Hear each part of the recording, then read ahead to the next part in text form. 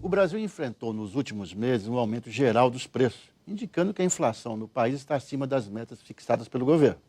Além disso, as imagens dos portos e estradas congestionadas mostraram uma infraestrutura que não atende nem de longe a demanda para o escoamento das safras. São apenas duas questões, entre outras tantas. E resta a famosa pergunta: o que fazer? Quem comenta o assunto é o deputado Eduardo Azeredo, do PSDB mineiro. O Palavra Aberta é transmitido também pela Rádio Câmara FM. Eu até usei a velha frase, sempre comentada, o que fazer, porque a impressão que a gente tem, leigos, eu não sou um especialista em economia, deputado, é que parece que assim, que encerrou um ciclo mais ou menos virtuoso, digamos assim, e que a gente está frente a uma nova situação. Ou seja, precisamos de novos instrumentos, novas medidas, novas políticas. Sim. É a impressão que a gente tem no geral, quer dizer, aumentar o consumo ali, desonerar uma área, isso são medidas muito pontuais, que parece que não resolvem. A questão pode ser macro, né? Não sei. Qual é a sua avaliação? Olha, sempre tem que lembrar o seguinte: o Brasil, em 1994, conseguiu pôr um fim à inflação galopante, a inflação que chegou a mais de 100% em um mês só, né, 84% no mês de março. Então, com isso, o Brasil se transformou num país que eu costumo dizer um país normal. As pessoas, exatamente as pessoas mais carentes ou mais pobres, se quiser usar o termo correto, puderam começar a usar o dinheiro melhor. Planejar sua vida, né? Exatamente, porque a inflação ela é o pior imposto para os mais pobres. Os mais ricos aplicavam o dinheiro. Essa juventude que está hoje nas ruas, ela não viveu o que foi o período de inflação, mas ela está sentindo agora o peso da inflação, a inflação crescente.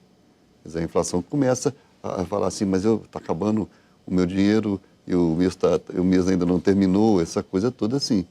Agora, por que isso aconteceu? Você mesmo colocou, nós tivemos um período maior, né, os 8 anos de Fernando Henrique, os 8 anos de Lula, em que a política econômica conseguiu funcionar bem, o Brasil foi crescendo, novas camadas sociais foram chegando ao mercado, fruto, eu continuo insistindo, da estabilidade econômica, que foi fundamental. Mas agora nós estamos num quadro diferente, quer dizer, o mundo já não cresce tanto feito cresceu naquele período. E isso impactou diretamente a questão brasileira. A inflação, especialmente o governo Dilma, não tem a devida atenção com a inflação.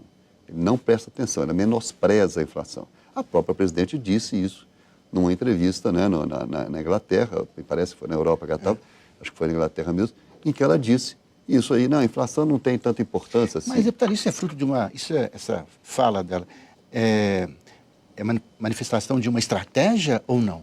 Eu acho que é mais uma explicação que ela quis dar, ela quis menosprezar a inflação, porque a inflação é real, né? Então isso começa a incomodar. Então veja bem, você tem uma inflação crescente, você tem um trânsito realmente insuportável para todos, para quem anda de carro na classe média, para quem anda de ônibus, para quem não tem metrô, ou para quem tem um pedaço de metrô. Isso tudo foi também irritando as pessoas, vai irritando. Trânsito ruim para você ir trabalhar, as questões ficando mais caras, o endividamento, que foi importante no passado, mas hoje está sufocando. Então, o dinheiro ficou menor, o salário ficou menor. Então, o salário fica menor por causa do endividamento. E a inflação cresce, dá nessa necessidade. Agora, junto com isso, é claro que tem mais uma série de outras questões. Tem o problema de corrupção, tem o problema da imagem da área pública como um todo, do judiciário, do legislativo, do executivo. Isso tudo vai fazendo uma salada. Mas, deputado Eduardo Azeredo, eu queria te perguntar uma coisa. Na época da ditadura militar, espero que esteja lá no passado só mesmo, fique por lá. Eu me lembro, deputado, que o governo militar fazia grandes obras de infraestrutura. Pontes, estradas, algumas coisas meio... né? Mas foi uma época que o Brasil, digamos assim, investiu muito em infraestrutura.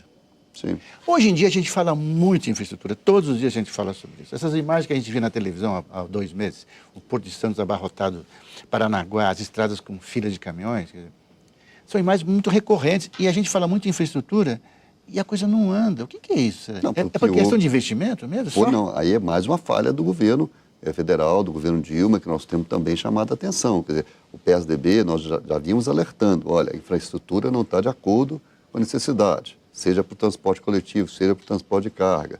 A inflação está crescendo, a gente já vinha alertando, mas é claro que ninguém esperava, podia prever o tipo de manifestação que tivemos. Mas a infraestrutura em si, por que ela chegou nesse ponto?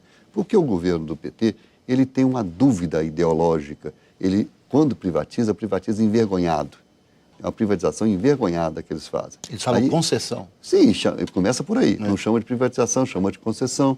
Aí demora demais para tomar a providência. Quando toma, já está no sufoco. Veja bem os aeroportos. Quer dizer, se privatizou 3 aeroportos, aí ficou Galeão e Confins, que era para ser na semana seguinte, passou um ano a mais para anunciar a privatização. Se soma isso o quê? Nós temos um arcabouço de desconfiança, de fiscalização, que é incrível no Brasil. Tá? Além do necessário. Então, o que acontece?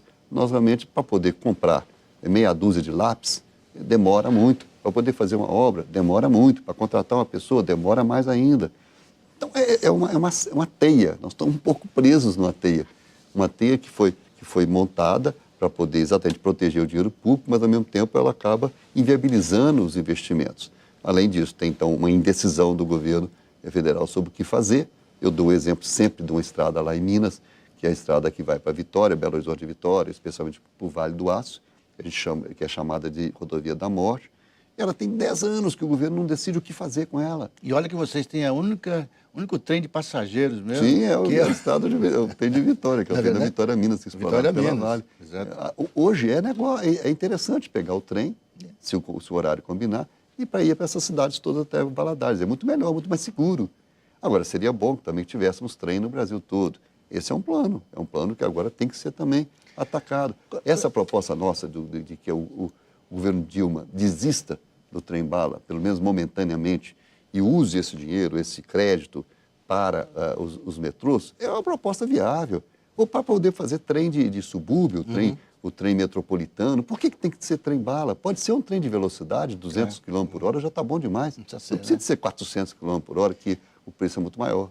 Eu queria te perguntar, o senhor estava falando agora há pouco e me veio aqui a memória, é a seguinte, a questão da Lei Geral de Licitação. Sim. Tem muita gente que fala, precisamos mudar essa lei, no fundo, ela atrapalha, ela é um atraso na vida da gente. É mesmo? É verdade, a 8666 é uma lei que está superada. Ela hoje não justifica mais. Já teve a sua validade? Sim, teve a validade no momento que ela foi criada, foi exatamente para enfrentar o problema de hoje ela trava? Ela trava seguramente. Por isso que o governo criou a tal da RDC, que é um outro regime diferenciado, para poder fazer as obras da Copa. Só que isso se aplica ao quê? Aplica ao PAC, e não aplica às obras estaduais, não aplica às obras municipais.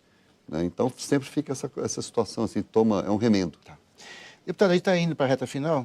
Quer dizer que a gente está num momento de inflexão, que parece. Quer dizer, saindo de alguma coisa e para chegando em outra coisa. Seria mais ou menos isso? Quer dizer,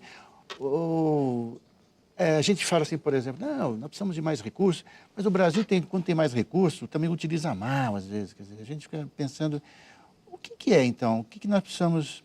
Quais são as prioridades, o senhor pode falar aqui para a gente? É um momento de reflexão.